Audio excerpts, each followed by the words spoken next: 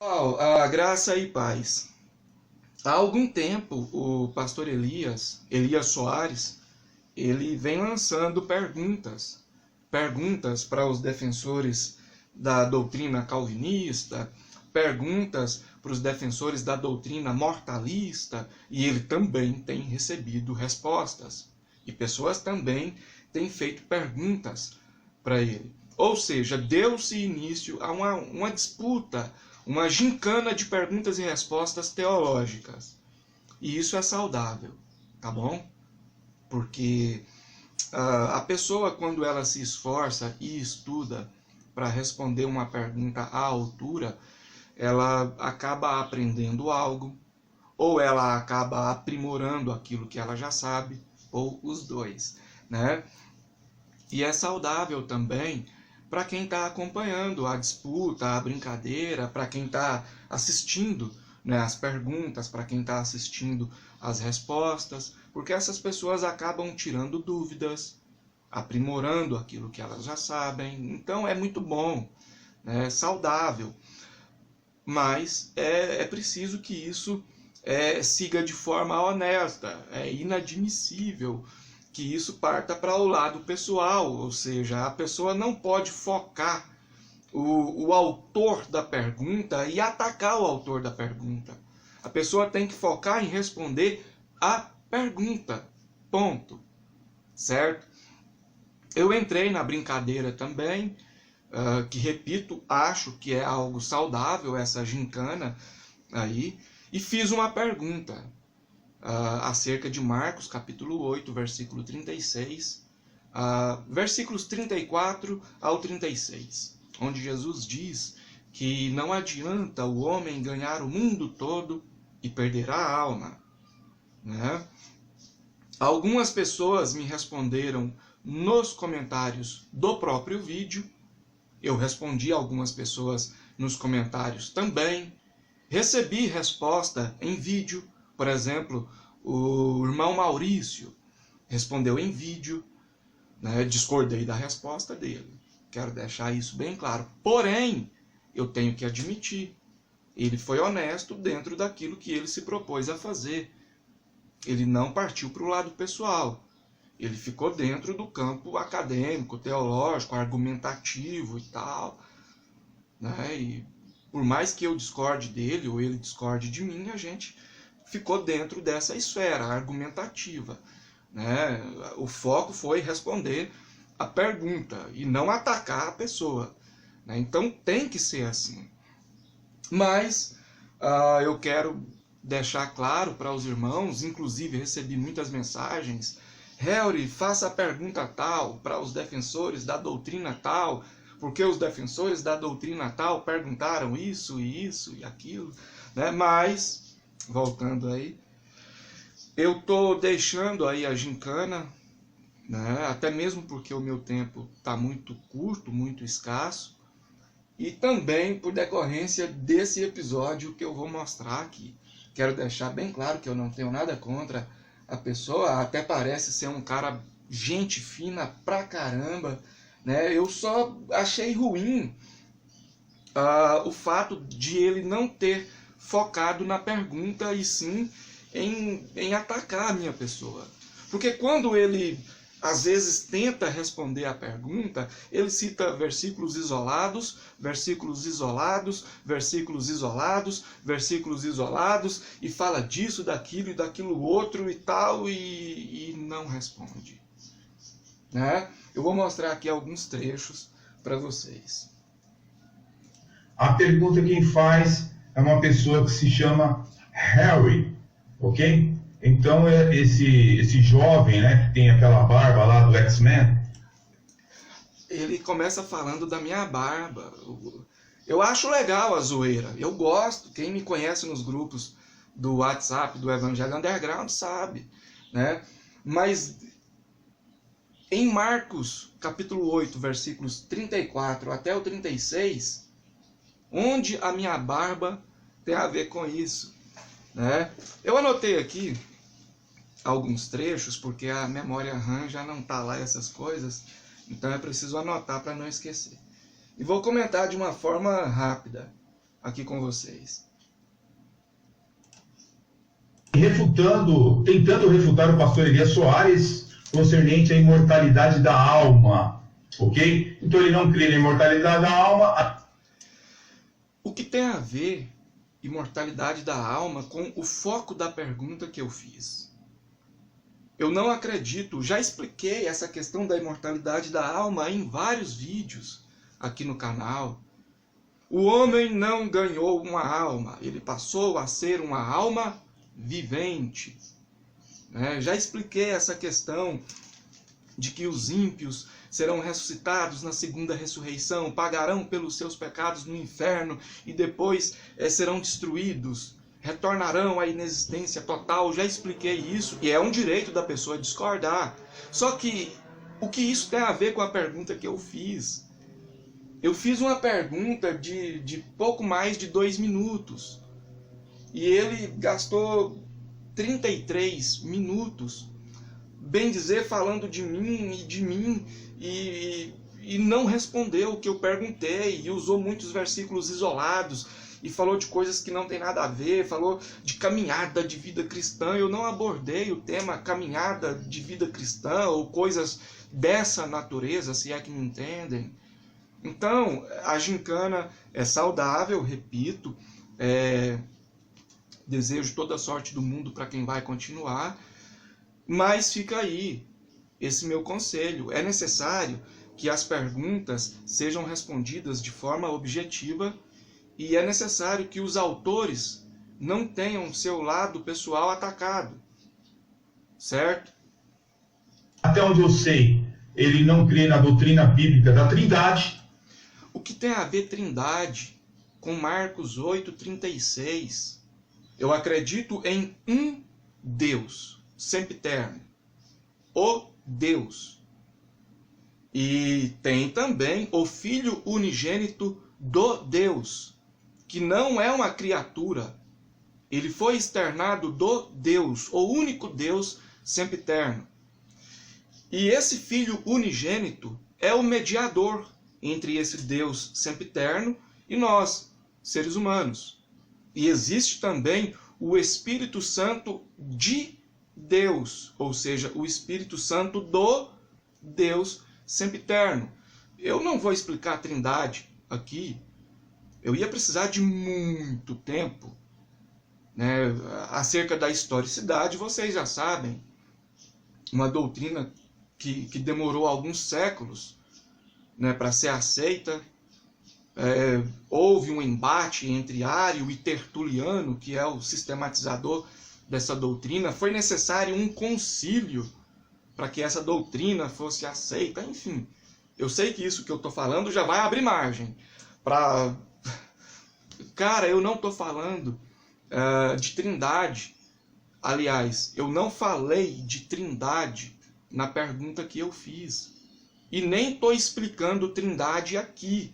Não, isso que eu acabei de dizer não é uma explicação. Eu teria que explicar dentro da etimologia os versículos isolados que são usados pelos defensores da doutrina. Enfim, deixa. Vamos lá. Ok? E está aí fazendo seus estudos bíblicos, disseminando os seus ensinos. E eu quero deixar até para...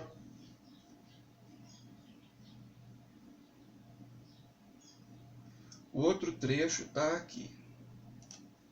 A vida desse rapaz, eu simplesmente acredito que ele é mais um desigrejado, O cara vem me chamar de desigrejado. De onde ele tirou que eu não faço parte do corpo de Cristo? É porque eu não faço parte de uma denominação? Então quer dizer que para ele a igreja é a denominação. Se eu sair da denominação, eu estou fora da igreja. O que tem a ver desigrejado com a pergunta que eu fiz em Marcos 8,36? Não tem nada a ver. Então, eu espero que vocês entendam o motivo de eu estar me retirando aí da gincana, da disputa, que pela terceira ou quarta vez, repito, é algo saudável, certo? Mas é complicado, Afinal de contas, ele diz que tem que sair do sistema religioso, você não pode estar afiliado a nenhuma denominação. Onde eu disse que a pessoa tem que sair do sistema religioso, eu já expliquei que muitas pessoas têm um chamado para ficar lá mesmo, para mudar as coisas de dentro para fora. Aonde foi que eu disse que a pessoa não pode ser filiada em uma denominação? Pelo amor de Deus, onde eu disse isso, cara? Eu tenho vídeos aqui no canal explicando o porquê de eu não ser contra as denominações. Eu tenho vídeos explicando, enfim. Eu não tenho nada contra a pessoa que está em uma denominação, certo? O problema não é a denominação. O problema são as coisas erradas que às vezes são pregadas. E eu não generalizo, eu já expliquei isso 1 milhão de vezes. Aliás, eu não posso dizer que eu já expliquei isso 1 milhão de vezes, porque senão a pessoa não vai entender o sentido hiperlativo, metafórico, e vai procurar 1 milhão de explicações minhas. Aí a pessoa não vai encontrar 1 milhão e vai falar, olha aí, mentiu. Ele explicou 500 mil vezes, mas não explicou 1 milhão. Então, quando eu falo 1 milhão de vezes, cara, ter que explicar o óbvio, não, é complicado. Tem um outro trecho aqui. Do ponto de vista dele, contrariando, né, a palavra de Deus que nos mostra que devemos sim congregar, sim.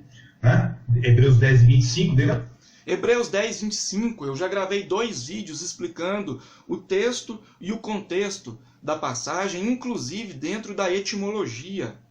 A palavra epissinagoge, né, que na nossa tradução está como congregação, é uma palavra que tem epi, do alto, sinagoge, ajuntamento. Ela ocorre 2 vezes na Bíblia. 2 Tessalonicenses, capítulo 2, versículo 1, e Hebreus, capítulo 10, versículo 25. Já expliquei isso, mas o que tem a ver isso com a pergunta que eu fiz em Marcos 8, 36? Não tem nada a ver. Então eu quero deixar o conselho aí para o irmão também. Isso aqui não é nada pessoal. O irmão parece ser gente boa demais, mas se o irmão for continuar aí na gincana, na disputa, tente focar na pergunta e na resposta para a pergunta. Atacar o lado pessoal não condiz com a disputa, com a brincadeira que teve início. Né? Porque isso que a gente está fazendo, essa questão de perguntas e respostas, é também para ajudar as pessoas que estão assistindo os vídeos. Os vídeos de perguntas, os vídeos de respostas, né? Tem um outro trecho aqui. Eu poderia mostrar vários trechos, mas aí o vídeo ia ficar muito longo. Então eu quero ganhar tempo, né? Se quisesse ler a Bíblia, de fato, ele perceberia que qualquer pessoa, ou mesmo o eleito, não nasce, ele nasce não salvo, ok? Ele precisa ter um novo nascimento. Então aqui ele está dizendo que o eleito não nasce salvo, certo? Eu tenho aqui um trecho da Confissão de Westminster. Eu poderia citar institutas, poderia citar outros autores, poderia citar Dort, mas eu vou citar apenas um trecho desse documento, Confissão de Fé de Westminster, que diz o seguinte: segundo o seu eterno e imutável propósito, e segundo o santo conselho e beneplácito da sua vontade, Deus, antes que fosse o mundo criado, escolheu em Cristo para a glória eterna os homens que são predestinados para a vida, para o louvor da sua gloriosa graça. Ele os escolheu de sua mera e livre graça e amor, e não por previsão de fé, ou de boas obras e perseverança nelas, ou de qualquer outra coisa na criatura que a isso o movesse, como condição ou causa. Assim como Deus destinou os eleitos para a glória, assim também, pelo eterno e muito livre propósito da sua vontade, preordenou todos os meios conducentes a esse fim. Os que, portanto, são eleitos, achando-se caídos, em Adão são remidos por Cristo, são eficazmente chamados para a fé em Cristo pelo seu Espírito, que opera no tempo devido. São justificados, adotados, santificados e guardados pelo seu poder por meio da fé salvadora. Além dos eleitos, não há nenhum outro que seja remido por Cristo. Isso aqui é um documento. Isso aqui não é uma criação minha. Isso é um documento de fé. Ok? Veja bem, o intuito da pergunta. Se o eleito já nasce, obviamente, eleito, e vai ser alcançado pela salvação, ou seja, não existe alternativa que faça com que o eleito não seja salvo, e também não existe alternativa nenhuma que faça com que o não eleito venha a ser alcançado pela salvação, então o conselho de Cristo foi inútil. Ou seja, ele está dizendo, não adianta ganhar o mundo todo e perder a alma.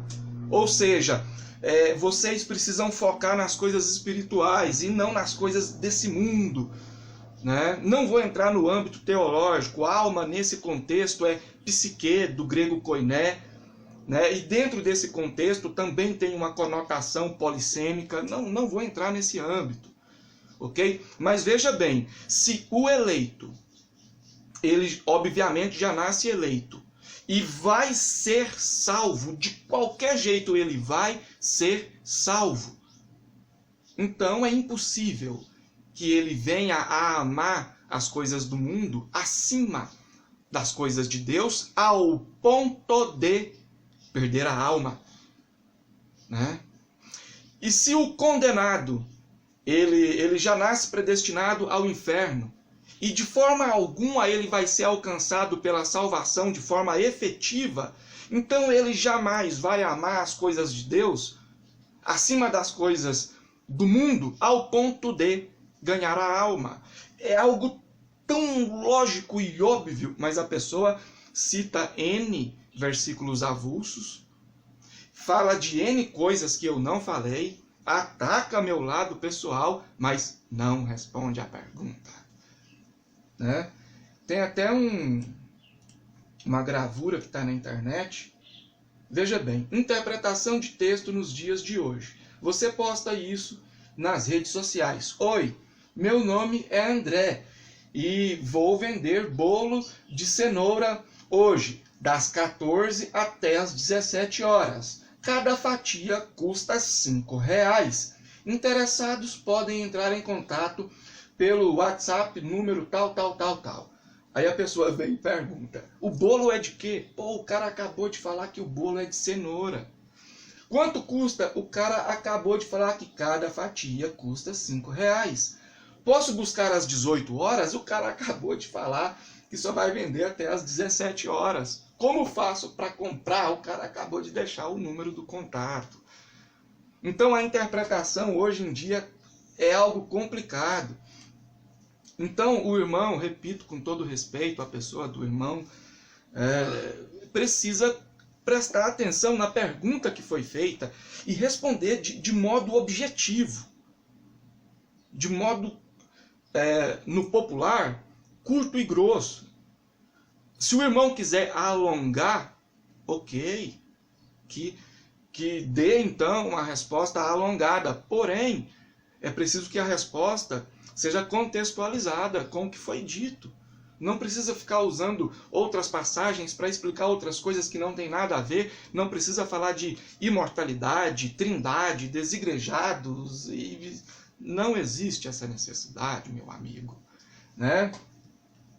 Tem um outro trecho aqui que eu quero mostrar. Aliás... graça e paz. Eu sou o Helry Alves. Esse é o nosso curso de teologia puramente bíblica, imparcial.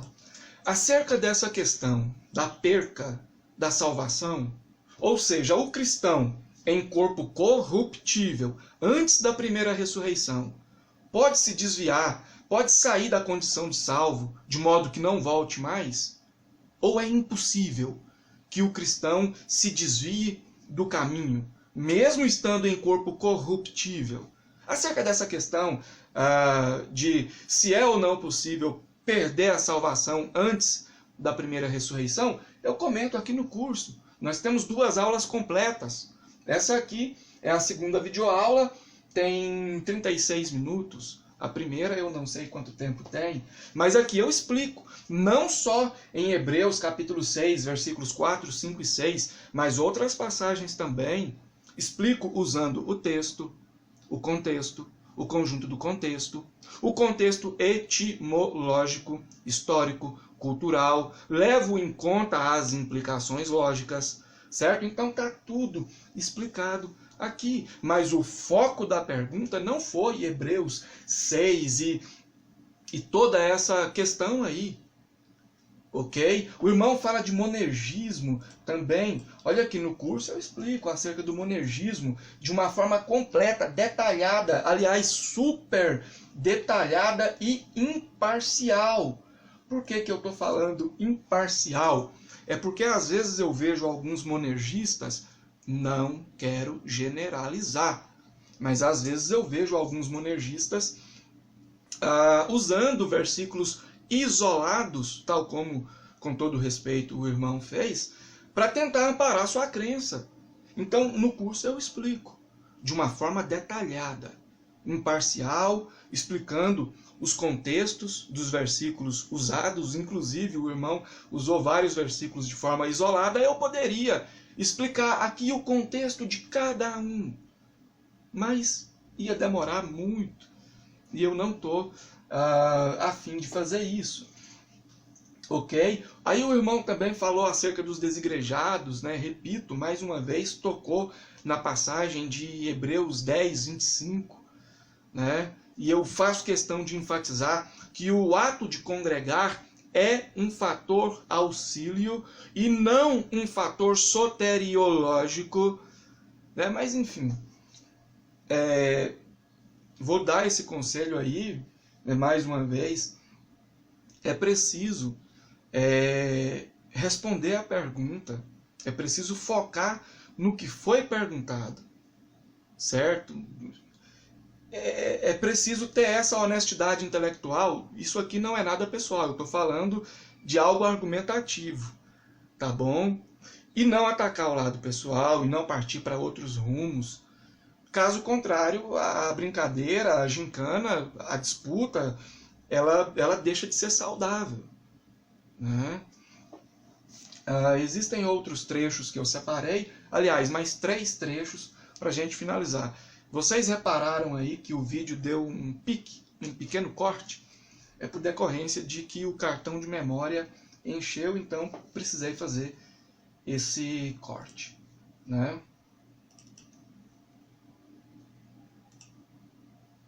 Veja bem.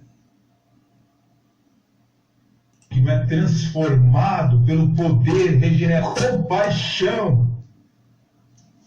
Se você é um cristão que não é transformado pelo poder regenerador do Espírito Santo, você vai querer ganhar o mundo inteiro, cada vez ficar mais rico. Agora, esse é o pensamento do homem natural. Esse é o pensamento do não eleito. Ele quer ganhar o mundo inteiro. Mas o eleito, ele não pensa assim. Mas foi justamente isso que eu quis. Aliás, foi justamente isso que eu propus na pergunta. O irmão conseguiu sintetizar aqui. Ou seja, se o eleito já nasce eleito e vai ser salvo, e nada pode impedir isso, então esse eleito jamais vai amar as coisas do mundo acima das coisas de Deus ao ponto de perder a alma.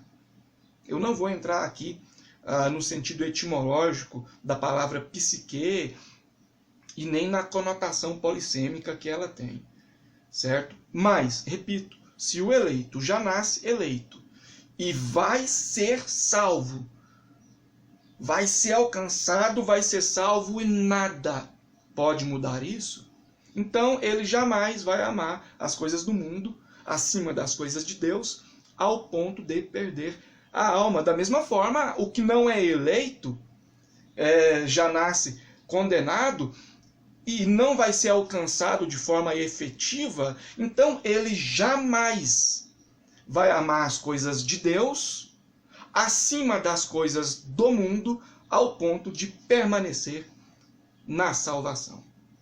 Então, se já está tudo pré-ordenado, pré-estabelecido, o conselho foi inútil. Foi isso que eu quis, aliás, repito, foi isso que eu propus na pergunta, né? E o irmão conseguiu sintetizar aqui. É justamente isso. Então, o irmão deveria ter respondido dentro disso. Ok? Não precisava falar de X-Men, de sei lá, né? Tem um outro trecho aqui, o penúltimo.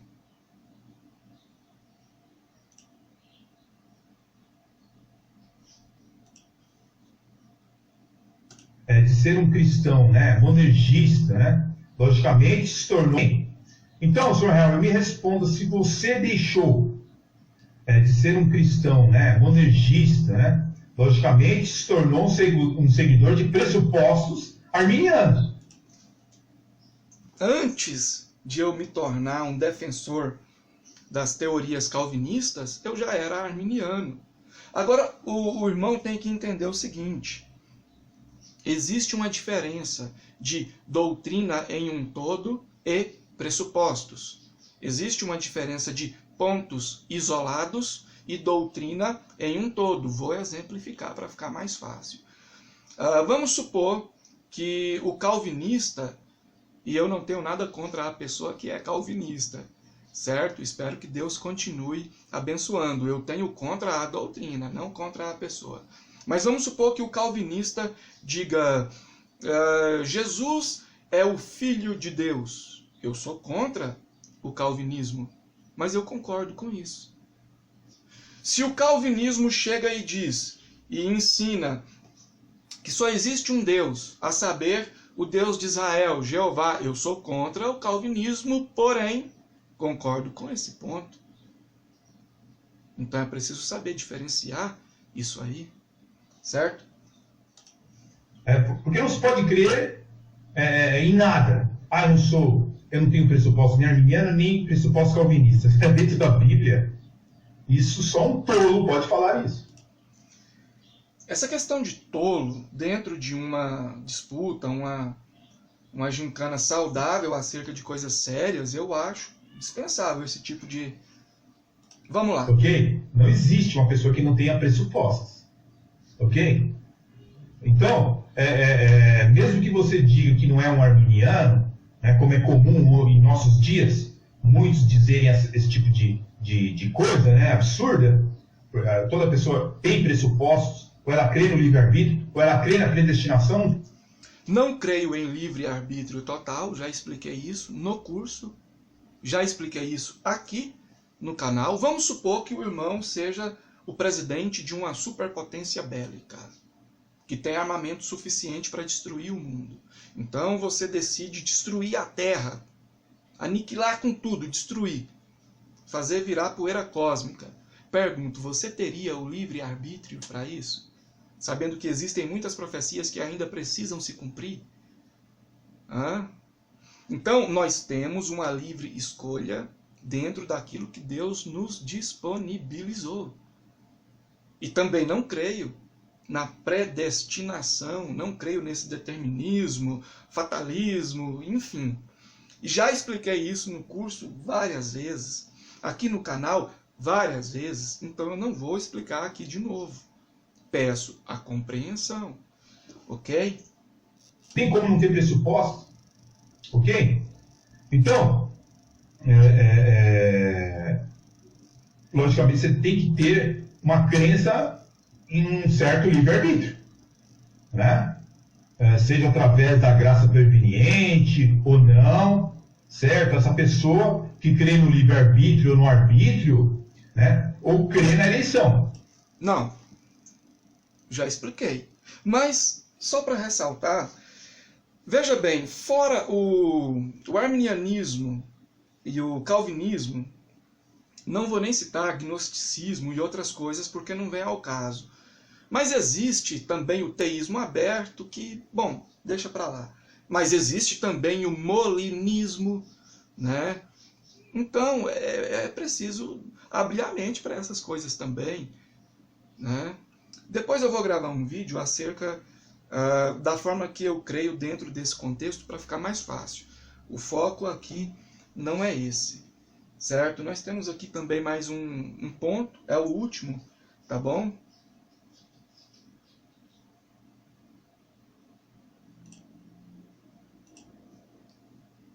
Ou arbítrio, como queira chamar, se os homens já nascem livres e nascem, né, com a sua liberdade de escolha, sem influências, ok? Nenhuma, de nada. Em que sentido Jesus disse em João 8, né, versículo 32? O que está escrito em 8:32? Diz assim, ó, a palavra de Deus. E conhecereis a verdade, e a verdade os libertará. Olha, eu vou explicar de uma forma resumida, até mesmo porque eu já falei disso em outras ocasiões aqui no canal, enfim. Então eu não quero ficar repetindo coisas que eu já disse e tal, né? Mas vamos lá. O homem caiu com Adão. A humanidade caiu com Adão, ou em Adão, se você preferir.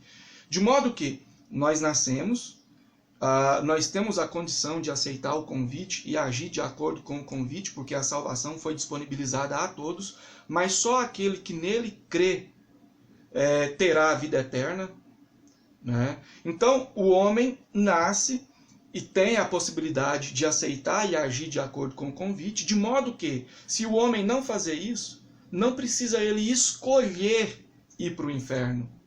Não precisa. Você pode fazer a sua parte, aceitar o convite que foi te dado de graça, aceitar esse presente que foi te dado de graça, agir de acordo com esse convite, porque não adianta só aceitar o convite, é preciso se vestir de acordo com o convite, é preciso agir de acordo com o convite. Caso contrário, não precisa você escolher ir para o inferno. Ok? E aqui fala, conhecereis a verdade. Veja bem o versículo anterior. Jesus dizia, pois, aos judeus que criam nele, se, esse se é uma oração subordinada condicional, né? Se vós permanecerdes em minha palavra, verdadeiramente sereis meus discípulos. E então conhecereis a verdade, e ela vos libertará. Existe essa questão da oração subordinada, condicional, se, mas eu já expliquei isso em várias outras ocasiões aqui no canal. Eu já expliquei também muito acerca dessa questão do se, né? Tem até um outro conjunto aqui de passagens que eu separei, né, mostrando aí o uso olha aí, ó, o uso da oração subordinada condicional, se, né? Não vou repetir, para a gente ganhar tempo. E quem acompanha o canal já sabe, né? Então é isso aí. Desejo toda a sorte do mundo para quem vai continuar aí na questão da brincadeira e tal. Eu também tive alguns imprevistos de natureza particular, que momentaneamente me impossibilitam de continuar participando, espero que entendam, né? Todavia, as perguntas que já me foram feitas, eu vou responder em e-mail ou nos próprios comentários onde elas foram feitas, né? Não vou dizer que eu vou fazer isso de uma forma rápida, mas quero concluir isso aí, tá bom? Quero dizer para o irmão aí do vídeo que se em algum momento eu te ofendi, me perdoe, não foi essa a minha intenção, ok? E que Deus continue abençoando a todos, faça parte do nosso curso. A nova turma vai ter início no dia 18 de novembro desse ano. É um curso 100% digital. Você recebe todas as apostilas em PDF, as videoaulas, tudo no seu WhatsApp, tudo no seu e-mail. Os detalhes para você fazer sua matrícula estão aparecendo aí na tela do vídeo. Mais informações na descrição desse vídeo, ok? Muito obrigado por tudo. Até a próxima.